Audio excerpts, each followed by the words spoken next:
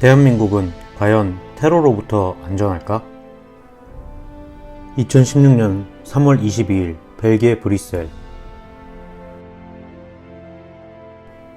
오전 8시에서 9시 11분 사이 세 차례의 연쇄폭탄 테러가 발생한다. 브뤼셀 공항에서 2번, 마일베이크역에서 1번. 대략 15분 정도 거리에 있는 지역에서 연쇄폭탄 테러가 일어난 것이다. 자폭 테러리스트 2명 포함 총 34명 사망, 250명이 부상당한 사건이었다. 이 테러의 배후지로 지목된 곳은 바로 몰렌베크란 지역이었다. 브뤼셀 공항으로부터 차로 27분 정도 거리고 마일베이크 역으로부터 차로 14분 거리인 지역. 바로 이 몰렌베이크 지역은 대부분 모로코 등 북아프리카 이슬람 국가 출신으로 구성되어 있고 범죄율이 높아 경찰도 함부로 들어가지 못하는 도시였다. 당시 프랑스와 셰프망 몰렌베크 시장은 높은 실업률과 아랍계 이민자들이 넘쳐나고 있기 때문에 절망한 무슬림들이 이슬람 급진주의에 빠지는 경우가 흔하다며 몰렌베크는 폭력과 급진주의 온상처럼 변하고 있다고 했다. 이번 영상에서는 이 몰렌베크 출신이며 2016년 3월 22일 브뤼셀 테러의 자폭 테러리스트 사망자 중 한 명을 통해 극단주의 테러에 대해 알아보려 한다. 자폭 테러리스트 중 한 명인 모로코계 벨기에 국적자인 나짐 라크라위. 이 테러리스트는 몰렌베크 인근 스하르베크에서 출생하였고 고등학교에서 전기공학을 공부했고 이때 우수한 성적으로 졸업을 했다고 한다. 이후 무슬림 극단주의에 빠지고 2013년 시리아에 가 테러 훈련을 받기도 한다. 이후 IS에 포섭되어 전공을 살려 폭탄을 만든다. 라크라위는 무라드라는 동생이 있었다. 동생은 광주 하계 유니버시아드 대회 태권도에서 은메달을 따기도 하며 형과는 달리 일반적인 삶을 산다. 동생인 무라드는 모로코계 무슬림 가정에서 함께 자란 형이 어떤 경로로 극단주의 이슬람에 빠졌는지 알 수 없다고 했다. 우리들은 IS 테러라고 하면 중동에서 자라나 이슬람 극단주의에 빠져 유럽에 가 테러를 한 것이라고 생각을 하는 경우가 많다. 그러나 라크라위 같은 경우는 유럽의 행정도시라 불리는 벨기에 국적을 갖고 있었고 이곳에서 자라난 청년이었다. 일반적으로 IS 하면 떠오르는 청년이 아니었다.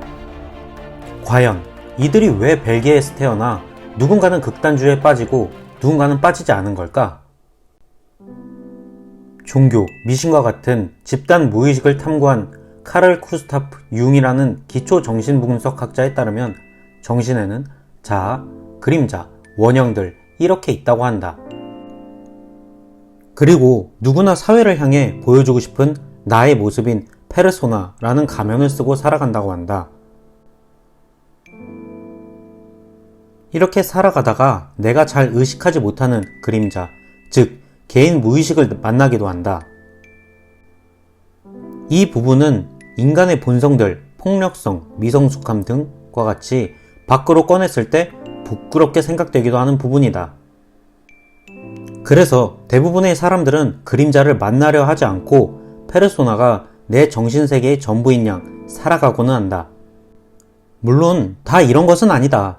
그림자 부분을 의식으로 끌어내는 개성화를 하며 자신이 미처 의식하지 못한 자신의 모습까지 모두 포함하여 진정한 의미의 나를 끌어내기도 한다.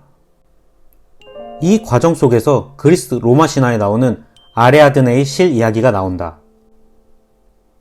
아리아드네의 실은 테세우스가 괴물을 무찌르려 미궁에 들어가려 하자 아리아드네가 미궁에 들어가 길을 잃지 말라고 준 시를 말한다. 융은 그림자 부분을 미궁으로 표현을 하였는데 미궁으로 들어가 시를 놓치게 되어 길을 잃게 되면 무의식 속에서 길을 잃고 이 무의식 부분을 의식까지 끌고 온다. 이렇게 무의식의 특정 부분이 팽창하여 의식을 모두 먹어버리는 현상을 융은 팽창이라고 하였다. 이렇게 팽창이 되어버리면 무의식의 한 부분이 의식을 지배하여 다른 생각을 잘 할 수 없게 된다. 즉, 자기중심적이 되며 풀리지 않은 문제들을 자신이 해결할 수 있다 생각하며 자기의 방식이 전능하다는 자기 기만에 빠지게 된다. 물론 이러한 팽창 과정에서 다 과격한 폭력적인 극단주의가 되는 것은 아니다. 다만 이럴 가능성이 높다는 것이다. 극단주의 중에는 선한 극단주의도 있다. 극단주의에 관한 것은 나중에 영상으로 만들어 보겠다. 라크라위는 모로코계 벨기에인이었으나 몰렌베크에 거주하며 무슬림이라는 이유로 차별을 받고 취업이 잘 되지 않으며 자신을 돌아보며 무의식의 시점까지 바라보게 되었을 것이다. 그리고 라크라위는 무의식을 마주했으나 이 마주한 때 아드리아네의 실을 잘 잡고 의식까지 다시 나와 부정적인 무의식 부분이 의식을 잡아먹어 인터넷에서 극단주의 영향을 받고 IS에 포섭되어 테러까지 한 것으로 보인다. 만약 무의식을 마주할 때 아리아드네의 실 역할을 할 수 있는 선한 영향력을 지닌 사람이라든지 사회적 통제를 받을 수 있었다면 라크라위의 결말이 바뀌었을 수도 있다.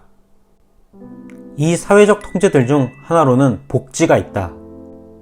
정치 외교학자로 알려진 브라이언 벌그는 복지 정책과 테러를 연관짓고 있다. 위 그림은 브라이언 벌그니 그린 사회복지 정책과 테러의 가능성을 나타내고 있는 표이다. 복지와 테러리즘이 소득의 불평등 해소, 가난과 저성장, 정치, 종교 간의 극단주의, 경제적 불안감이라는 항목을 두고 영향을 주고받는 모습에서 복지와 테러가 서로 떨어져 있는 별개의 분야가 아니라는 것을 확실히 알 수 있다.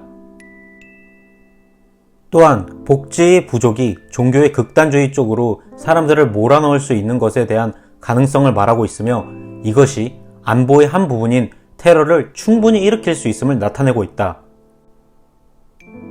그리고 테러의 예방으로는 경찰 활동과 같은 물리적 방법이 아닌 복지적 방법인 소프트적 방식도 매우 중요하다는 것을 말해준다.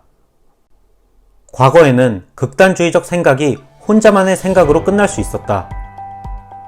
그러나 인터넷이 발달하면서 IS 같은 테러 조직은 이런 SNS를 이용하여 단순히 개인의 생각으로 끝날 수도 있던 생각들을 뭉치게 하여 테러를 발생시키기도 한다. 현재 IS 영토가 거의 사라졌다고는 하나 IS가 던지는 시사점은 사회 구성원들의 연대가 끊어지게 되었을 때 이 구성원들 각 개인의 사고에 영향을 미칠 부정적인 극단주의적 생각이 파고든다면 충분히 테러와 같은 위험한 일들은 또 일어날 수 있다는 것이다. 대한민국에 들어와 정착하는 외국인들만이 테러를 일으킬 수 있다고 말하려 하는 것이 아니다.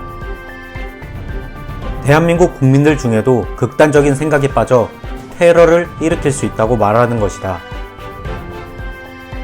대한민국의 치안이 좋아서 테러가 일어나도 잘 대처할 수 있다고 말할 수도 있다. 그러나 테러는 사후 처리도 중요하지만 사전에 예방을 하는 것도 중요하다. 테러가 일어나면 피해자는 일단 생기게 된다. 아무리 경찰이 현장에 빨리 도착을 한다 하더라도 3분일 것이다. 3분이면 사상자가 많이 생기고도 남을 시간이다.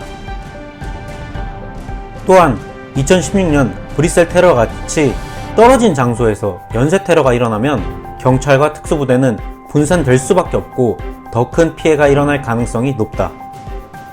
경찰 특공대라든지 대테러 부대들의 작전 능력이 부족하다는 것을 말하는 것이 아니라 어쩔 수 없는 상황들을 이야기하는 것이다.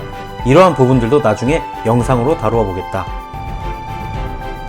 테러를 막는 것을 생각하는 경우 특수부대 같은 진압보다는 예방 차원으로의 복지를 생각해볼 필요성을 말하는 것이다.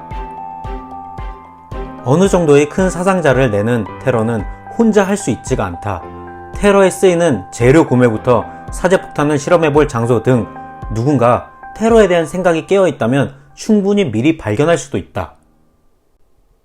또한 대테러 분야에서 심리학, 사회과학을 바탕으로 사회의 사람들을 살피며 테러의 전조 증상을 알아차릴 수도 있을 것이다.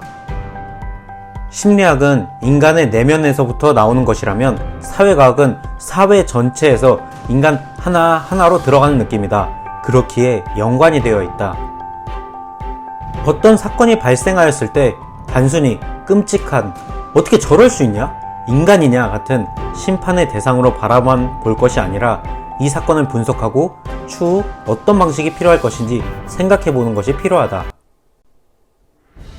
예를 들어 현 대한민국에는 남녀 갈등, 일본과 중국과의 갈등 등 너무 많은 갈등들이 있다.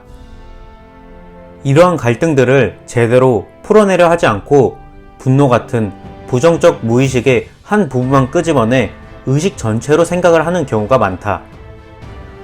아직은 터지지 않았지만 이렇게 극단적인 생각을 하는 사람들이 뭉쳐 정치적 색깔로 폭력을 행사한다면 큰 테러가 일어나지 않을 거라는 보장은 없다. 높은 실업률, 아랍계 이민자들과 유럽인들의 갈등, 2004년 마드리드 테러범, 그리고 벨기에 베르비에서 테러를 기도 중 사살된 지하디스트 2명, 2014년 사망자 4명을 낸 브뤼셀 유대인 박물관 테러범, 2015년 8월 파리행 고속열차 테러를 기도한 아유브 엘 키자니도 등 2016년 폭탄 연쇄 테러를 막을 수 있는 시간은 충분히 있었다. 테러는 어떠한 전조 증상 없이 어느 순간 나타나지 않는다. 분명 어떠한 사회적 문제들이 앞에 있고 전조 증상들이 있다가 나타난다.